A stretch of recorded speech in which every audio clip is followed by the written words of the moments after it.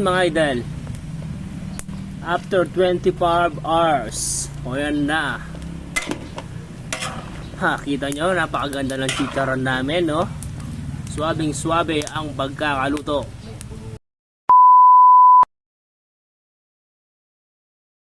Halo malami. Ayan mga idol, kita nyo naman siguro kung anong gagawin ko ngayon. Magluluto ako ng chicharon. At ito nga, pinapainit ko na yung kawali. Dapat kasi mainit na mainit yung kawali para di magdikit-dikit ang chicharon natin dito. At ito nga, sa time na yan, nakikita ko bubusok na yung kawali. Ayan, dapat ganyan ang gagawin nyo mga idol para pag magluluto kayo ng chicharon, hindi siya magpapakat-pakat at hindi magdidikit-dikit sa Tagalog.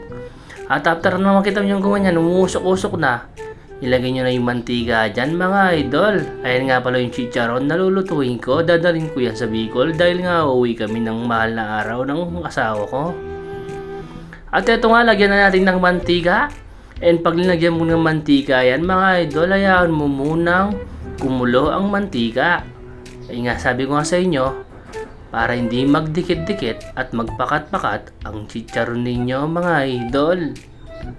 At eto nga, ayan, hinalo-halo ko muna mga idol para naman magpantay-pantay ang luto natin ng chicharon dito. At elapin magdikit-dikit na. O yan, no? Makanyan mo yung procedure ni pa maglutong chicharon mga idol. Kaya kung magkasakit at basic na basic yung lutuin yan.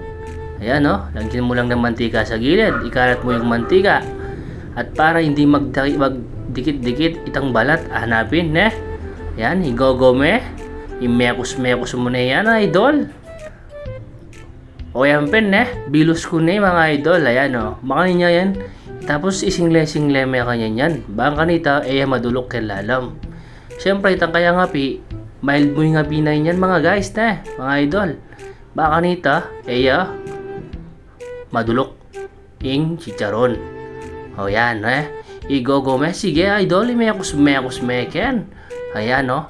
Makikita nyo naman dyan, mamaya-maya, dadami na yung mismong mantika niya, yung taba sa kapangpangan.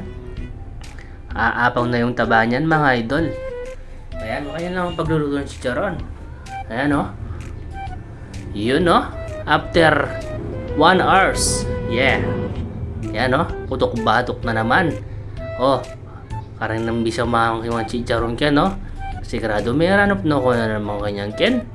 Putok-batok mo ini, bawal na bawal pero talagang may kabisan pa bawal. Sige, magluto na ka at magpapakang. Yan, no? Manyaman na special chicharon. O yan, sabihan ko kaya kayo nandyan, no? Linwal ng taba niya. Ayan, medyo halo-halo may pa kanyang ken bang kanita mga idol. Hindi siya magdikit-dikit, ika nga. Yan. Tamang halo lang tayo dyan mga idol para hindi siya magdikit-dikit, magpakat-pakat. Yan. Ganyan lang ang gawin nyo. Ayun mga idol. After 25 hours. O yan na. Kita nyo, napakaganda ng chicharon namin, no? Swabing swabe ang pagkakaluto. Parang kumain ka na ng putok-batok na chicharon, no? Sheesh! Sino ba namang hindi matatakam dito? Ayan. Grabe. Ang sarap niyan. So ulit to mga idol. Special nga pala ang chicharon namin dito.